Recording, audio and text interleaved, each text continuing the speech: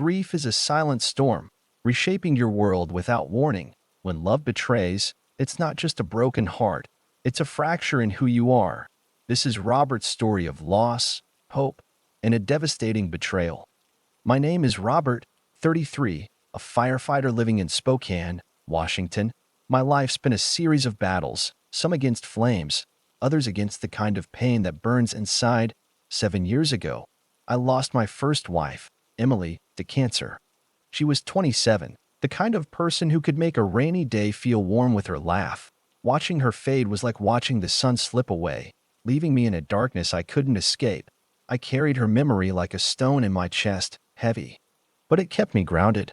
I never thought I'd love again. But 4 years ago, I met Julie. She was a graphic designer with a bright smile and a way of pulling me out of my shadows. I thought she was my chance to rebuild the family Emily and I had dreamed of. We got married 2 years ago. And for a while, it felt like I was honoring Emily's memory by choosing to live again. Grief, though, doesn't just pack up and leave. It lingers in the quiet moments, when I'm cleaning the kitchen and hear Emily's favorite song in my head, or when I find her old sketchbook tucked in a drawer, her handwriting looping across the pages. I'm not a guy who wears his heart on his sleeve. As a firefighter, I'm trained to stay calm, to keep things locked down. Julie said she admired that strength, that it made her feel safe. But over time, I noticed her pulling away. It started with small things, sighs when I'd stare out the window, lost in thought, or a sharp edge in her voice when I didn't share enough of what I was feeling. I tried to explain that my silence wasn't about her. It was just how I carried Emily's loss. But she'd shake her head, mutter about me living in the past, and head out for another girls' night with her friends. At first, I didn't think much of it.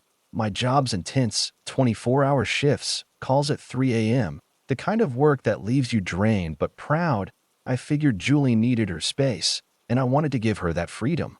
I'd seen what holding too tight could do, but last summer, at a fire department barbecue, something caught my eye. Julie was laughing with one of her coworkers, a guy named Matt. It wasn't just friendly banter. Her hand lingered on his arm. Her eyes held his a little too long. My stomach twisted, but I told myself I was overthinking it. I'd spent years second-guessing myself after Emily's death, wondering if I could have done more to save her. That doubt crept in now, making me question my instincts. But that night, Julie came home late, her breath heavy with wine, and when I asked about her evening, she snapped, "Why do you care? You're too busy mourning your ghost wife to see me." Her words cut deep. I felt like I'd failed her, like my grief was a wall between us. Emily's memory was sacred to me, but I didn't want Julie to feel like she was competing with a ghost. So I doubled down, planned date nights, bought her flowers, asked about her day even when I was exhausted from a shift. I even started journaling, trying to sort through my feelings to be a better husband. But the distance grew. She'd come home, bury herself in her phone, and barely meet my eyes. I'd catch her smiling at texts she wouldn't show me, her fingers tapping out replies while I sat across the table. My gut screamed something was wrong, but I pushed it down. I'd already lost one love. The thought of losing another was unbearable. Looking back, I see the signs I ignored, the late nights, the vague excuses, the way she'd cry and flip the script, saying I was emotionally distant. I thought my grief was the problem, that I was pushing her away. I didn't know she was using it as a shield, a way to justify something far worse. I didn't know she'd been betraying me for nearly 2 years, telling her friends I was the one who'd checked out. But I'm jumping ahead. This is where it starts, the slow unraveling of everything I thought I'd rebuilt. I didn't see it coming, not really. Maybe I should have, but grief has a way of clouding your vision, like smoke you can't wave away. After that barbecue last summer, where Julie's laughter with Matt felt like a splinter in my chest, things didn't get better. If anything, they got worse. Slower, quieter, but heavier, like a storm building on the horizon. I kept telling myself it was just a rough patch. Every marriage has them, right? I'd seen my parents fight through worse, and my crew at the fire station always talked about how relationships take work. So I worked. God, did I work. I started leaving notes for Julie in the mornings before my shifts. Little things like thinking of you, or let's grab dinner this weekend. I'd come home bone-tired from hauling hoses or pulling someone out of a wreck, but I'd still sit with her, ask about her latest design project. Even when she barely looked up from her laptop, I thought if I showed her I was trying, she'd meet me halfway, but her girls' nights got more frequent, twice a week, sometimes three. She'd come home after midnight, her makeup smudged, her eyes glassy from too many drinks. I'd ask how it went, and she'd give me these vague answers, like, oh, just catching up with the girls, before disappearing into the bathroom for a long shower. I wasn't clueless. I knew something was off, but doubt has a way of eating at you. I'd lie awake at night, the house quiet except for the hum of the fridge, wondering if I was the problem. Emily's death had left me with this gnawing guilt, like I hadn't done enough. Hadn't fought hard enough to keep her here. That guilt spilled over into my marriage with Julie. Was I too closed off? Was I holding on to Emily's memory so tightly that I was pushing Julie away? I started second-guessing every moment of silence. Every time, I didn't have the words to fill the space between us. Julie's accusations didn't help. She'd say things like, "You're not even here, Robert. You're stuck in some shrine to Emily." I'd try to explain that it wasn't about loving her less, but she'd just shake her head and walk away. One night, about 6 months ago, I hit a breaking point. I'd just come off a brutal 48-hour shift, a house fire where we couldn't save everything, and the family's grief clung to me like ash. I came home needing something, anything. To feel like I wasn't failing at everything. Julie was on the couch, texting, her face lit by the glow of her phone. I sat down, tried to talk about my day, but she barely nodded. I asked her point blank, "Are you happy with me?" She looked up, her eyes sharp, and said, "I don't know anymore. You're so hard to reach. I feel like I'm married to a ghost." That hurt more than I can say. I spent the next week replaying her words, wondering if I was broken, unlovable. I started therapy, not because I wanted to, but because I thought it might fix us. I told the therapist about Emily, about how I still dreamed of her sometimes, waking up with this ache I couldn't shake. I told him about Julie, how her distance felt like a punishment for my grief. He said something that stuck with me. You can't control how others respond to your pain, but you can choose how to carry it. I clung to that, tried to be more open with Julie, but it was like pouring water into a cracked glass. Then came the little things I couldn't ignore. Her phone was always locked now, when it never used to be. She'd leave the room to take calls, her voice low and muffled. Once, I saw a notification pop up from Matt, something about last night was fun. My heart sank, but when I asked her about it, she laughed it off, said it was just work stuff. I wanted to believe her. I needed to, but deep down, I knew I was holding on to a lie, and it was only a matter of time before it all came crashing down. The weight of it all was crushing me, like a hand pressing down on my chest, relentless. I was trying so hard to hold things together with Julie, but it felt like chasing a shadow that kept slipping through my fingers. Every time I thought we might find our way back, she'd pull further away. Her girls' nights weren't just occasional anymore. They were a fixture, 2, 3 times a week. She'd leave the house in dresses that clung to her, her perfume sharp and lingering, and come back long. After I'd given up waiting, I'd hear the front door creak, her heels tapping on the hardwood, then the shower running like she was scrubbing away the night. I stopped asking where she'd been, not because I didn't care, but because her answers were always the same, clipped, defensive, twisting the knife back into me. I started seeing things I couldn't ignore.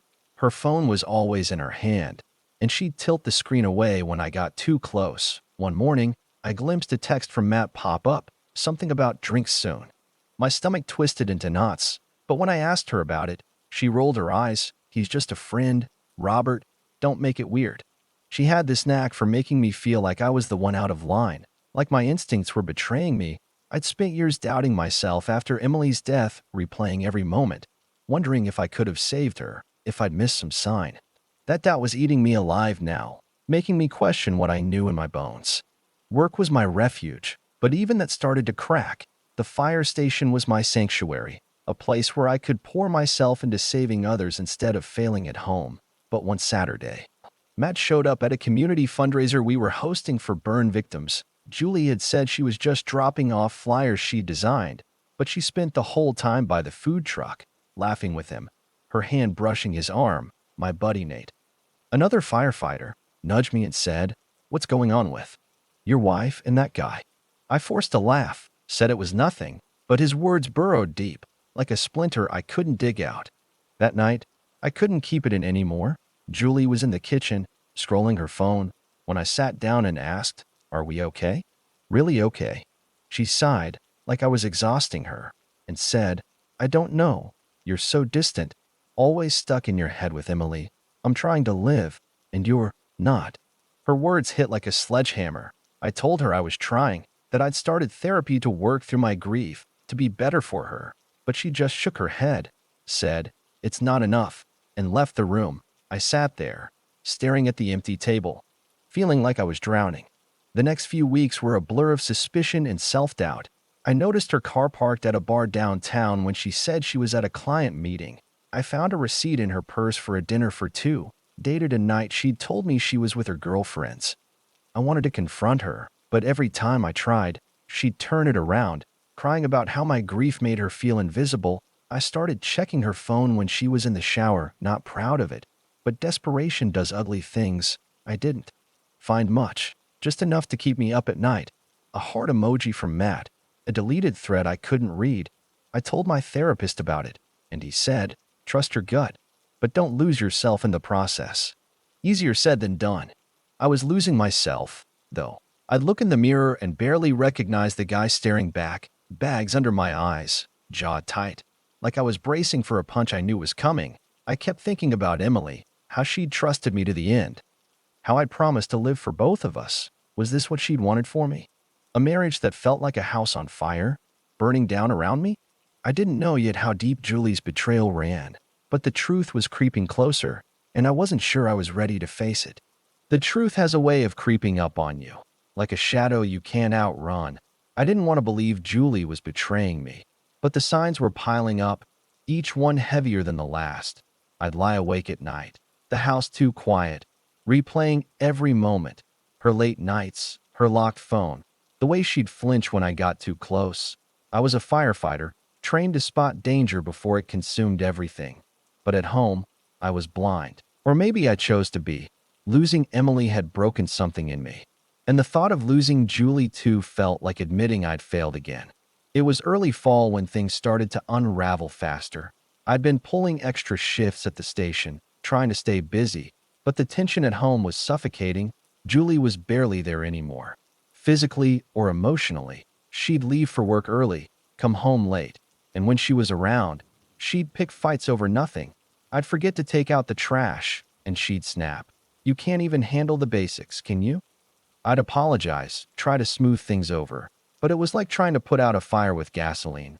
One night, she didn't come home at all. She texted me at 2 a.m., saying she'd crashed at a friend's place after drinks. No call, no details, just that. I sat on the couch until dawn, staring at my phone, feeling like a fool.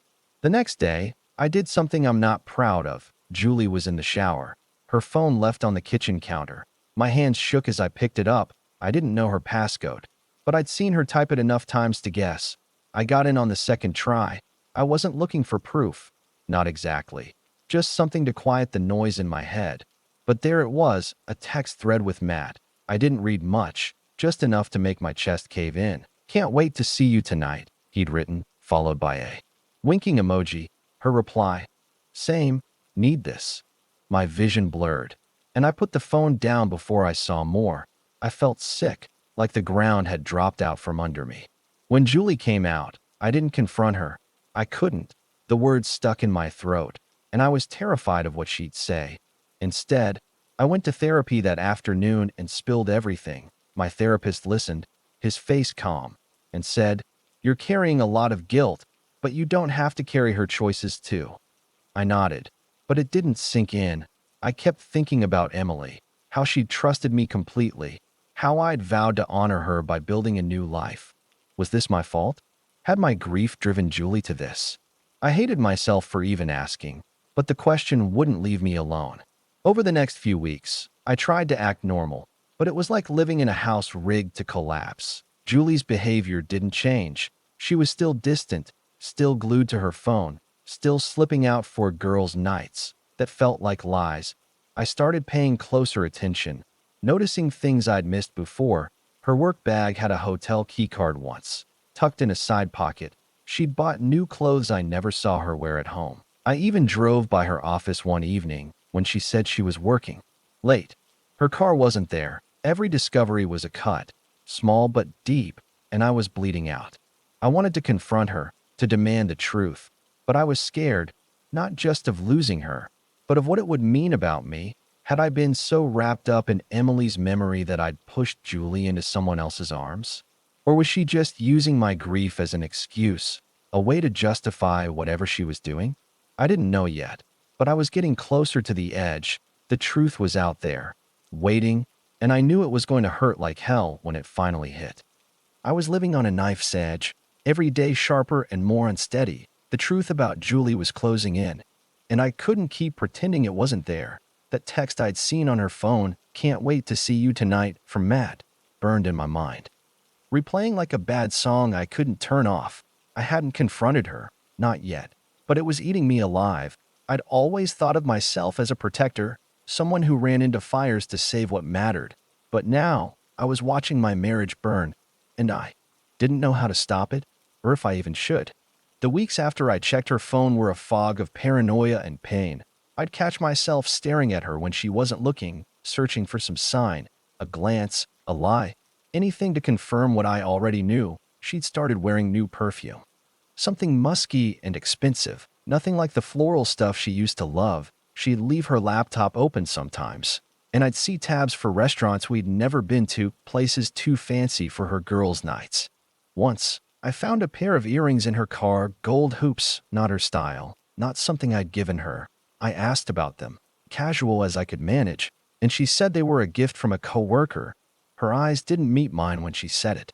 I started piecing things together, each clue like a brick in a wall I didn't want to build. There was the time she came home with her blouse buttoned wrong, laughing it off as a rush to get out the door, or the way she'd stopped wearing her wedding ring, saying it was uncomfortable at work. I wasn't sleeping much anymore, maybe 4 hours a night, my mind racing with questions. Was she with Matt right now? Had she ever loved me? Or was I just a placeholder, someone to fill the space until she found something better? The worst part was how she'd use my grief against me. If I asked too many questions, she'd cry, say I was pushing her away with my obsession over Emily. It made me feel like I was the one breaking us. I talked to my therapist about it, spilling the mess of my thoughts. He asked me what I was afraid of, and I didn't have a clean answer. Losing Julie? Sure. But it was more than that. I was afraid of what her betrayal meant about me. Had I been so lost in Emily's memory that I'd invited this? Was I unlovable, doomed to lose everyone I cared about? He told me I was carrying too much, that Julie's choices weren't a reflection of my worth, but it didn't feel that way. It felt like I'd failed again, like I'd let Emily down by building a life that was falling apart. One night, I couldn't take the silence anymore. Julie was out, another late meeting, and I was alone in the house, the walls closing in. I poured a whiskey, something I rarely did, and sat at the kitchen table, staring at a photo of us from our wedding day. We looked happy, her smile wide, my arm around her like I could protect her from anything. I didn't recognize that guy anymore. I opened my laptop and did something I'd been avoiding. I searched Matt's name. His social media was public, and there it was, a photo from a bar, posted a week ago. Julie was in the background, her hand on his shoulder, laughing like she used to laugh with me. The caption read, "Good times, good company." My hand shook as I closed the laptop. I didn't sleep that night. I kept thinking about Emily, how she'd fought so hard to stay with me, how she'd made me promise to keep living. I thought Julie was part of that promise, a way to honor Emily's hope for me, but now I wasn't sure. The truth was staring me in the face, and I couldn't run from it anymore. Julie wasn't just pulling away, she was building a life without me, and I was about to find out how far it had gone. The dam finally broke, and there was no holding back the flood. I'd been clinging to the hope that I was wrong about Julie, that the signs were just shadows in my head. But hope is a cruel thing when it's built on lies. It was late October. The air and spoken crisp and biting, when the truth hit me like a collapsing beam. I was at the fire station, just off a shift, when my phone buzzed with a message from Nate, my buddy from work. He wasn't one for long texts, so the words, "You need to see this," with a string of attachments stopped me cold. I opened the screenshots, my hands unsteady. They were from a group chat, Julie and some friends I didn't know well. The words blurred at first, but then they sharpened into something I couldn't unsee. Julie had written, "I'm so done with his ghost wife. Matt's my freedom. Another message. 2 years of this, and he's clueless. I deserve to feel alive. There were more jokes about my sad firefighter routine, about how Matt made her forget the baggage at home. My chest tightened, like I couldn't get enough air. 2 years. She'd been lying to me for 2 years, using my grief as her excuse. I sat in the station locker room, staring at my phone, the world too quiet except for the pounding in my ears. Nate had gotten the screenshots from his girlfriend, who was in the chat.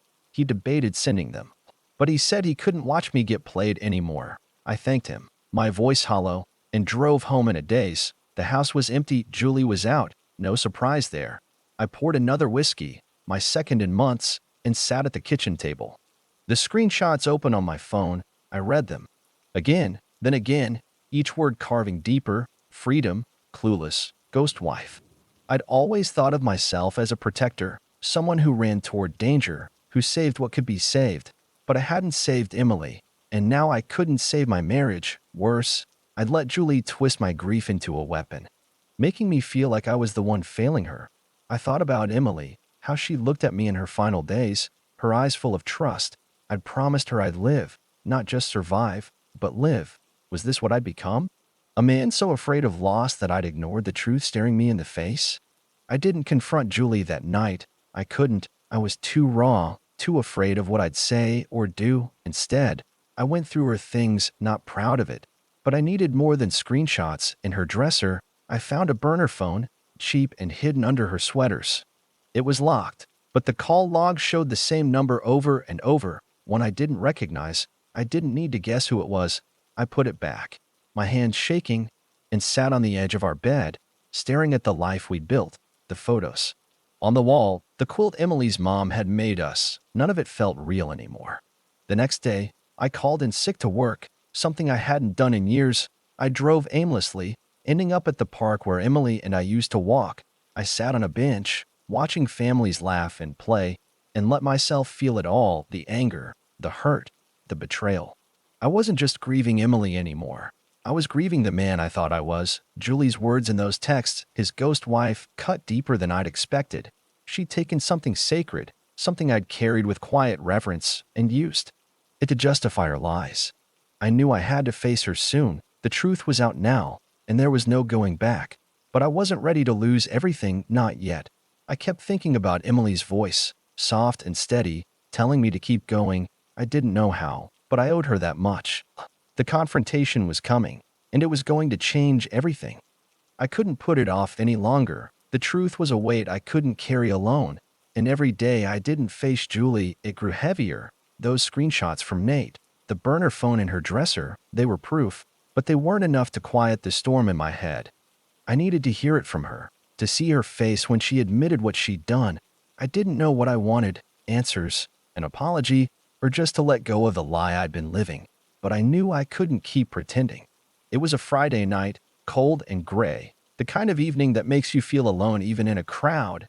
Julie came home earlier than usual, around 9 p.m., her hair damp from the drizzle outside. She tossed her keys on the counter, barely glancing at me as she kicked off her boots. I was sitting at the kitchen table, the screenshots printed out in front of me, not because I needed them, but because I wanted her to see how far her lies had gone. My heart was pounding, but my voice was steady when I said, "We need to talk." She froze, her hand halfway to her phone. "About what?" she asked, her tone sharp, like she was already building a wall. I slid the papers across the table. "About this, about Matt, about the last 2 years." Her eyes flicked to the screenshots, and for a moment, I saw something: fear, maybe, or guilt. Before her face hardened, she laughed, a brittle sound, and said, "You're spying on me now? That's what this has come to." I didn't take the bait. I told her about the texts, the burner phone, the photo of her with Matt at the bar. I kept my voice low, like I was talking someone out of a burning building. She didn't interrupt, just stood there, arms crossed, her jaw tight. When I finished, the silence was deafening. Then she started crying, big, messy sobs that made my stomach twist. "You don't get it," she said. "You've been gone. Even when you're here, Emily's always between us. I needed someone who saw me." Her words were a knife, but I wasn't bleeding yet. I asked her point blank, "Are you sleeping with Matt?" She looked away, her silence louder than any confession. "It's not that simple. she finally said. I didn't mean for it to happen. You were so distant. I felt alone. I wanted to scream that she'd made me feel alone, that she'd taken my grief and weaponized it.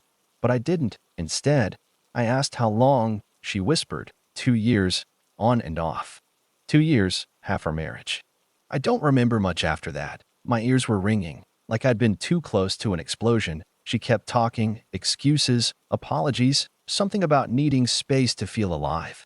I heard bits and pieces, but it was like listening through water. I kept thinking about Emily, how she'd fought to stay with me, how she'd never made me feel like my pain was a burden.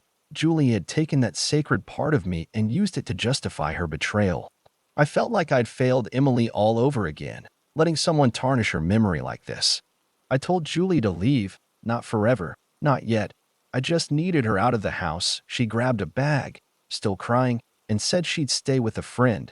When the door closed, the silence was suffocating. I sat there for hours, staring at the screenshots. My whiskey glass empty. I wasn't angry, not yet. I was just hollow.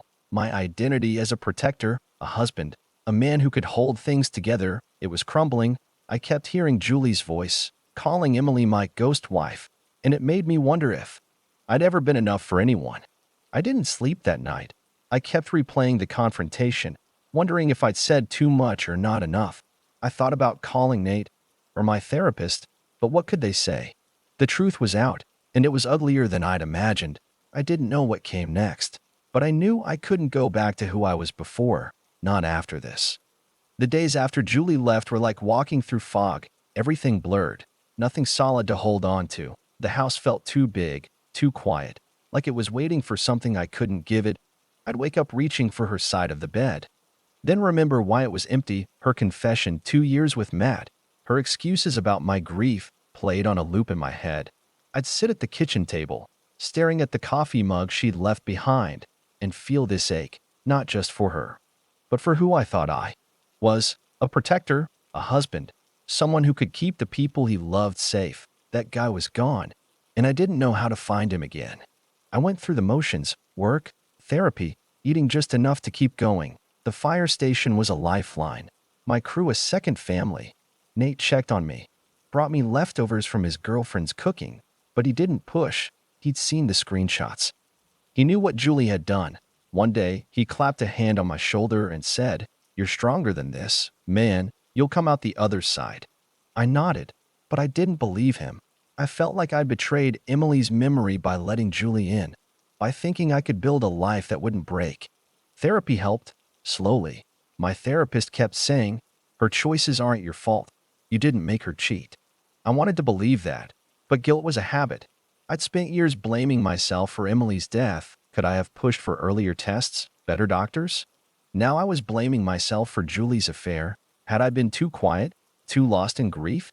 I'd lie awake, replaying her words. I needed someone who saw me and wonder if I'd been blind to her pain. But then I'd remember the screenshots, her calling Emily my ghost wife, and anger would flare, hot and sharp. She'd taken something sacred and twisted it to justify her lies. A week after the confrontation, Julie texted, asking to talk. I didn't reply right away. I wasn't ready to hear more excuses, but I also wasn't ready to let go. I met her at a coffee shop, neutral ground. She looked tired, her eyes puffy. No trace of the perfume she'd worn for Matt. She said she was sorry, that she'd ended things with him, that she wanted to try again. I listened, my hands wrapped around a cold coffee, and felt nothing, not anger, not hope, just a hollow space where love used to be. I told her I needed time, that I didn't know if I could trust her again. She cried, said she'd wait, but I saw it in her eyes. She knew she'd broken something we couldn't fix. Driving home, I felt a shift, not peace, not yet, but clarity. Julie's betrayal wasn't about my grief. It was about her choices, her unwillingness to face my pain with me. I'd spent years carrying Emily's memory like a debt, thinking I owed it to her to be perfect, to never falter. But Emily hadn't wanted that. She'd wanted me to live, to find joy. Even if it was messy, Julie had used my grief as an excuse, but I didn't have to carry her guilt too. That was mine to let go. I started small, cleaning out the house, boxing up Julie's things, giving myself permission to feel the hurt without drowning in it. I visited Emily's grave for the first time in months, sat by her headstone, and told her I was trying. I didn't feel unlovable anymore, just human. My identity as a protector wasn't gone. It was changing. I could protect myself now, my heart, my peace. I didn't know what came next, divorce papers, maybe, or just time to heal. But I knew I wasn't defined by Julie's lies. Grief isn't an excuse for betrayal. Your pain doesn't owe anyone loyalty. I'd spent too long thinking I had to earn love by being unbreakable, but I was enough, scars and all. The fire was out, and I was still standing.